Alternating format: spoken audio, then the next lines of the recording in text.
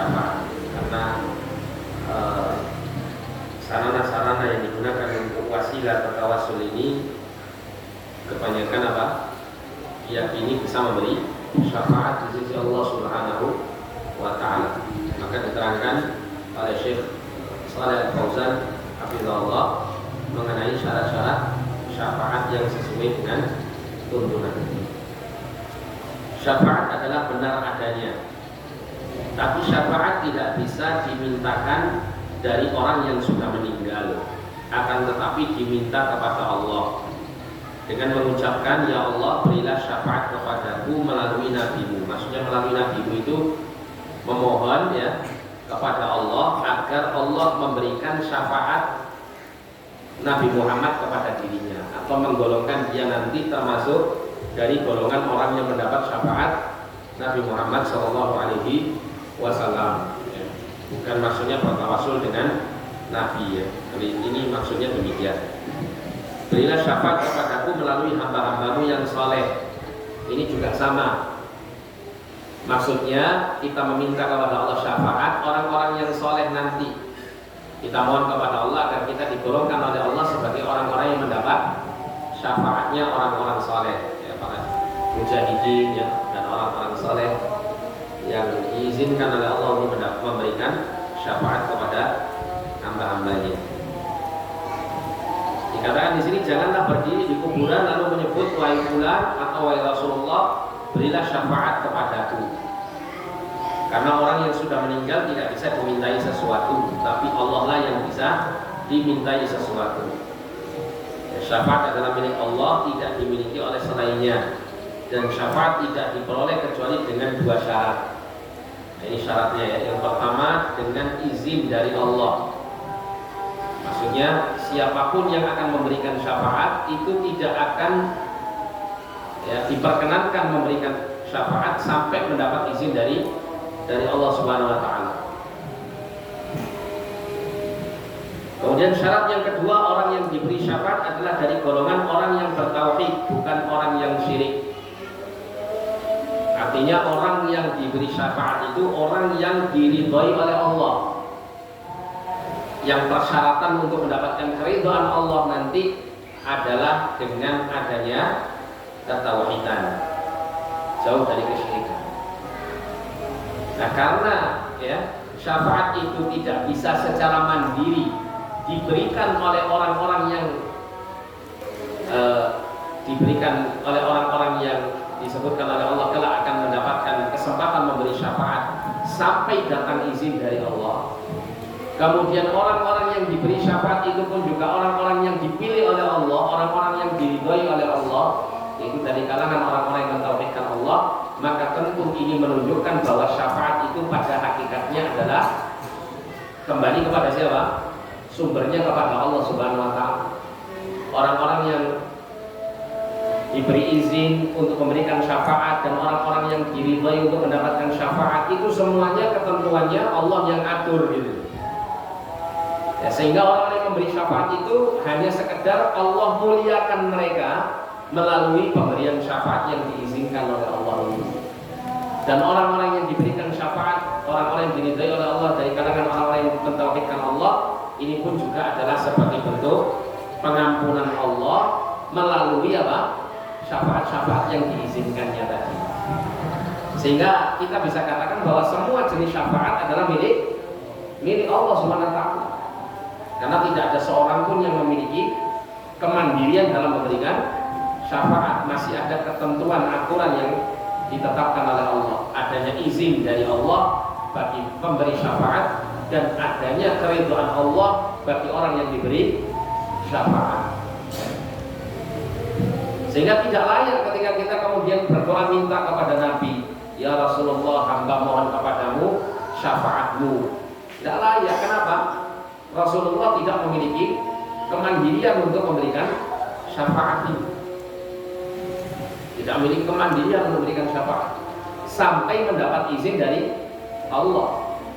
Dan Nabi juga tidak bisa memberikan syafaat ini kepada siapapun yang Allah ingin, yang dia inginkan sendiri, gitu ya. Tapi yang diridhoi saja oleh Allah Subhanahu wa Ta'ala. Ya. sehingga tetap diatur oleh Allah mengenai apa? Asy-syafa'ah. Dua syarat ini berdasarkan dari Al-Quran. Allah Subhanahu wa ta'ala berfirman dalam Quran surah Al-Baqarah ayat 255, man dzalladzi yashfa'u 'indahu illa bi'idznih, dan siapa yang dapat memberi syafaat di sisi Allah tanpa izinnya. Ini enggak ada, ya. Sebelum mendapat izin dari Allah tidak ada seorang pun yang bisa memberi syafaat. Dan Allah juga berfirman dalam surah Al-Anbiya ayat 28, wala yashfa'una illa liman irtada, dan mereka tiada memberi syafaat melainkan kepada orang yang diridhai Allah. Nah, ini orang-orang yang mendapat syafaat hanya orang-orang yang diridhai oleh Allah, dipilih saja oleh Allah mana-mana yang boleh mendapat syafaat, yaitu orang yang diridhai Allah dalam ucapannya dan amalnya, yaitu seorang ahli tauhid. Adapun orang yang musyrik, Allah Ta'ala berfirman, fama tanfa'uhum syafa'atus syafi'in, maka tidak berguna lagi bagi mereka syafaat dari orang-orang yang memberikan syafaat. Dan Allah juga berfirman, malil zalimina min hamimin wala syafi'in yuta', orang-orang yang zalim tidak mempunyai teman setia seorang pun, dan tidak pula mempunyai seorang pemberi syafaat yang diterima syafaatnya. Allah juga mengatakan, wa kam min malakin fis samawati la tughni syafa'atuhum syai'a illa min ba'di an ya'dzana Allah liman yasha'u wa yarda. Dan berapa banyak malaikat di langit, syafaat mereka sedikit pun tidak berguna kecuali sesudah Allah mengizinkan bagi orang yang dikehendaki dan diridainya. Allah mengizinkan malaikat memberikan syafaat, dan syafaat ini diberikan kepada orang yang diridai dan dikehendaki oleh Allah Subhanahu wa ta'ala. Sehingga makhluk yang bisa memberikan syafaat tidak bisa secara mandiri memiliki kuasa penuh untuk memberi syafaat, baik itu memulai pemberian syafaat maupun kepada siapa syafaat itu diberikan, itu nggak punya kuasa sama sekali. Oleh karena itu Allah mengatakan di dalam Al-Quran, qul lillahi syafa'atu jami'a, katakan wahai Muhammad bahwa milik Allah lah syafaat itu semuanya. Nah, disebutkan di sini dalam ayat ini disebutkan dua syarat, yaitu min ba'di an ya'dzana Allah liman yasha'u wa yarda, sesudah Allah mengizinkan bagi orang yang dikehendaki. Ini adalah syarat pertama. Wa yarda, dan diridainya, ini syarat yang kedua. Allah tidak meridai kecuali terhadap orang Islam yang ahli tauhid, dan dia tidak akan meridai orang-orang musyrik. Jadi syafaat itu benar adanya dan dimintakan kepada Allah Subhanahu wa ta'ala. Adapun meminta syafaat kepada orang yang sudah meninggal adalah perbuatan batil, maka batallah pendapat mereka bahwa syafaat bisa dimintakan dari orang-orang yang sudah meninggal. Mereka mengatakan bahwa syafaat itu benar adanya. Kita katakan bahwa memang benar, bahwa syafaat itu benar adanya. Tapi permintaan syafaat kepada yang sudah meninggal adalah batil, harusnya dimintakan kepada Allah semata. Karena Allah SWT berfirman, qul lillahi syafa'atu jami'an, katakanlah hanya kepunyaan Allah syafaat itu semuanya. Syafaat itu hanya milik Allah. Firman Allah Ta'ala, wala yamliku alladhina yad'una min dunihi syafa'ata illa man syahida bil haqqi wa hum ya'lamun. Dan sesembahan-sesembahan yang mereka sembah selain Allah tidak dapat memberi syafaat, akan tetapi orang yang dapat memberi syafaat ialah orang yang mengakui yang hak, yaitu tauhid, dan mereka meyakininya. Kata-kata syahidah bil haq, yang mengakui hak kebenaran, maksudnya yang bersyahadat la ilaha illallah. Dan wahum ya'lamun, sedangkan mereka mengetahuinya atau meyakininya, maksudnya adalah mereka mengerti makna kalimat tauhid ini dan mengamalkannya. Tidak hanya sekedar melafazkannya saja tanpa mengerti maknanya, atau mengerti maknanya tapi tidak mengamalkannya, itu juga tidak bermanfaat. Demikian pula syafaat bisa diminta dari orang yang masih hidup dengan pengertian meminta doa kepadanya. Ini kalau yang masih hidup, ya, seperti mengatakan wahai fulan, doakan kepada Allah untukku agar demikian dan demikian. Umar radhiyallahu anhu meminta doa kepada Abbas radhiyallahu ta'ala anhu. Demikian juga manusia pada hari kiamat nanti meminta syafaat kepada Rasulullah sallallahu alaihi wasallam di padang mahsyar. dalam arti memohon kepada Rasulullah untuk meminta kepada Allah agar disegerakannya yaumul hisab.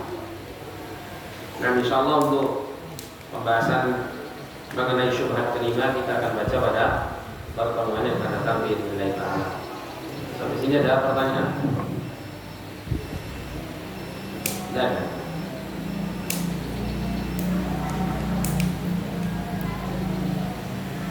bisa dipahami ya, karena kalau ada pertanyaan itu khawatir lem. Tidak paham. Nah, Assalamualaikum warahmatullahi wabarakatuh. Tadi ada seorang tokoh yang iya. kemudian si tokoh itu benar-benar meyakini bahwa Rasulullah sudah masuk ke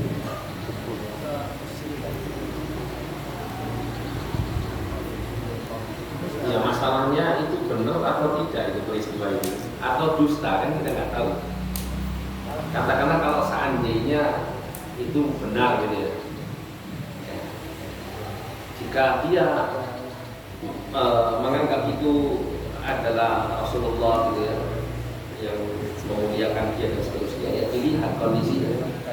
Kalau dia melakukan hal yang mendapati peristiwa seperti itu dan dia menganggap itu adalah kebenaran, dia adalah termasuk golongan orang yang jahil terhadap akidah yang sahih, ya dia di atas kebodohannya.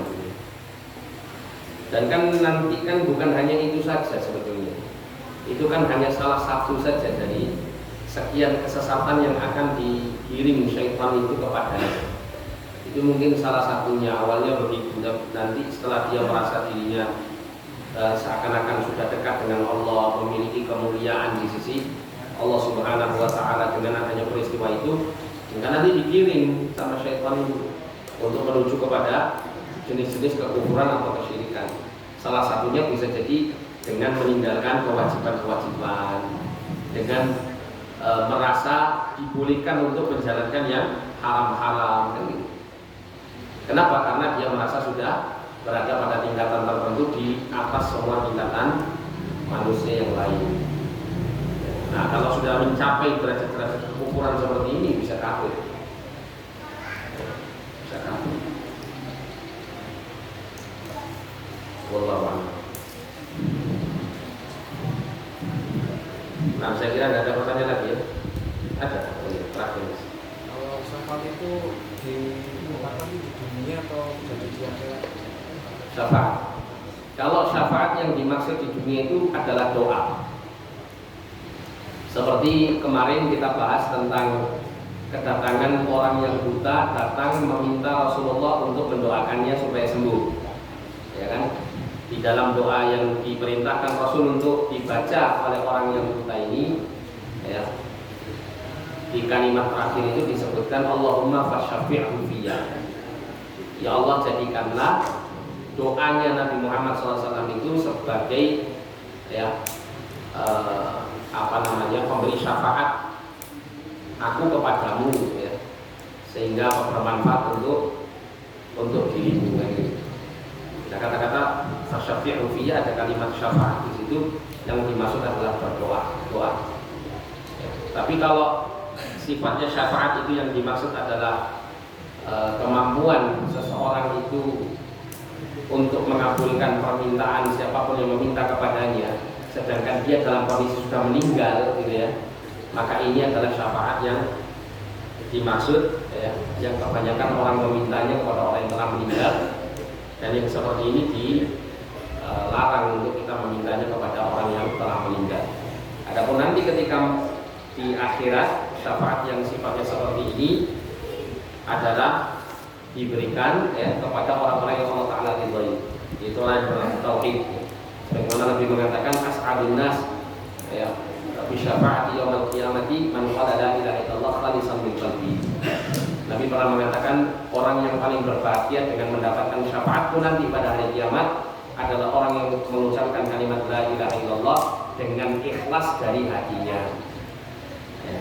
Jadi yang dimaksud adalah syafaat di akhir. Jadi kalau syafaat yang dimaksud adalah minta syafaatnya Rasul ketika masih hidup, ya Rasulullah syafaatilah aku, itu maknanya adalah doakanlah saya. Atau kepada orang soleh, tolong ya syafaatmu kepadaku, misalnya maksudnya adalah doamu untuk misal datang ke orang solehnya dimintai untuk memberikan syafaat, maknanya adalah memberikan doanya. Subhanaka Allahumma